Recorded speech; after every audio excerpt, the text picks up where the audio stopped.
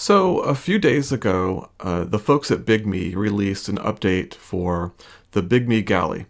That's a device that runs Gallery 3, which is the latest in technology for e-ink screens for commercially consumer products, essentially.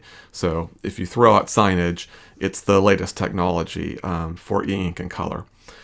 So what I thought I would do real quickly is kind of share the update notes in terms of that release. We'll kind of show a quick demonstration of that release in action, and then I'll close with some final thoughts. So here are the release notes themselves. The one on the left is the initial notification bar. One of the nice things, by the way, about the Bigme devices is as long as you have a connection to the internet and a system update is available, it'll just ping you. You don't have to go in and search for it, which I appreciate. You can see the version number, and then they talk about three things here. One being adding some shortcuts to the status bar.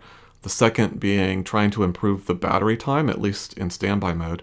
And then the final thing is an issue I actually never experienced, but apparently there was one where there was a charging light issue, and it's being fixed with this update. Further details as you download the update are on the right side, and you can see those there. The two things I'll point out. Number one is battery life was clearly one of those areas that really needed to be addressed, and so it was great to see them to do that. And in my, I've done some measurements. So previous to this update on standby time, it used to draw, could basically drain the entire battery in about 5 or 6 days. Now with this, what they call super standby mode, the battery drain is closer to 5 to 6% every day. So you can easily go over 3 weeks, maybe even as many as 4 weeks on this new super standby mode. And what's nice about that is in the previous standby mode, which would take you into a power off situation, it would completely preserve the battery. So that was the plus there. But you would have to boot up the device each time you used it, which took a little bit over a minute to do. It doesn't sound like a lot, but it was a real annoyance. So now with super standby mode, you do have some of that battery drain, but it only takes about 6 seconds in order for the device to kind of go back to the home screen and be usable. So it's a huge improvement over the roughly 1 minute before. And I think it's a pretty good trade-off overall. 3 weeks or more of battery life on standby isn't excellent relative to other devices, but it's definitely competent, and it's a much needed adjustment to this device. The other thing I'll draw your attention to is it's interesting to me that normally you put the significance of each update in order. So your first one is kind of your highlight, if you will, and then it goes down the line. So it's interesting to me that they focused on putting the battery in the second place, and in first place were these shortcuts.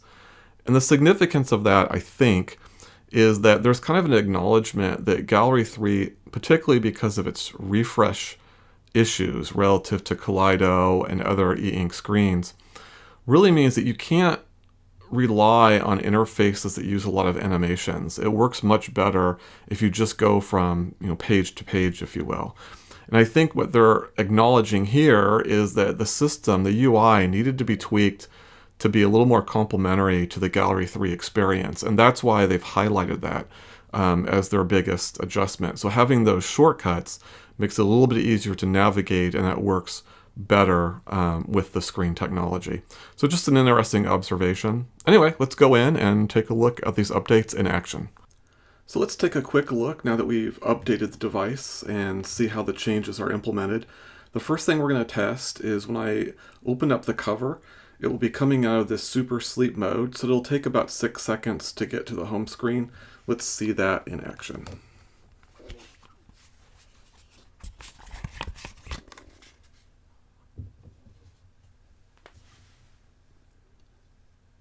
Okay, there it is as advertised. The other thing we'll point to is the shortcut navigation buttons, which you can see on the top of the screen.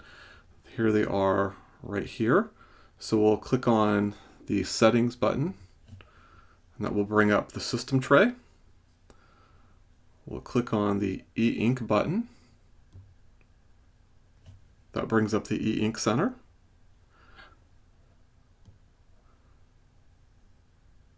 And even if we swipe from the top, we'll find that it's much more responsive, like so. And for those that have seen my previous video, this is an area that was very difficult before, so they've definitely fixed that, so good job there. One last thing we'll take a look at is we will go into Kobo. Oops, there we go. And just take a look at the page turning. We're on extreme mode, so we'll go ahead and tap.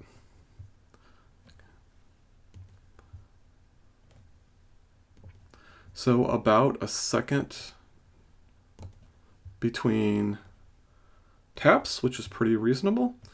Sometimes it goes a little bit longer, but for the most part, it's about a second between page turns, which is a little, it seems like that's a little bit better than it was before. Go ahead and swipe back to the home screen. There we go. So now that we've gone over the device, where does that leave us? Where does the Galy stand? And as many of you know, I've done a video comparing the Bigme Galy versus the book's Nova Air C. And I concluded that the Nova Air C was the superior of the two devices. So it is true that this new update helps bridge the gap between the two devices, at least in a couple of respects. However, even then, I still think the conclusions from that video still stand, and I still see the Nova Air C as the superior of the two. The Bigme Galy remains kind of a first mover, early adopter device. People interested to see how Galy 3 develops, and we did see it develop a little bit, particularly with how the system UI interacts with the technology. So I find that interesting, and I think other people will as well. But as a pure e-reader, and for most people looking for a device like that, or even a smaller note taker, I think the Nova Air C still remains the better of the two devices.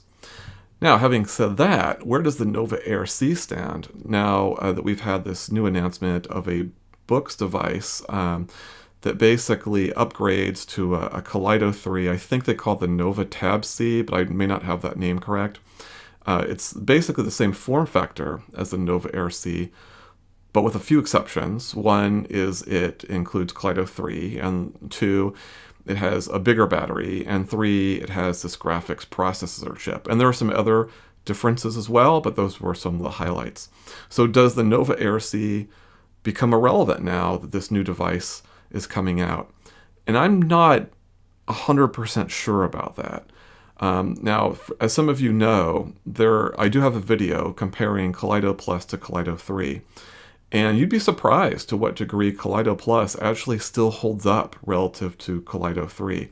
Kaleido 3 is the better of the two technologies, that's for sure.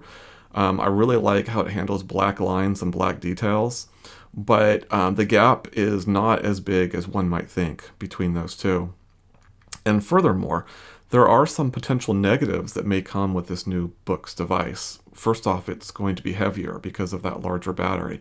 So how much does that play a factor?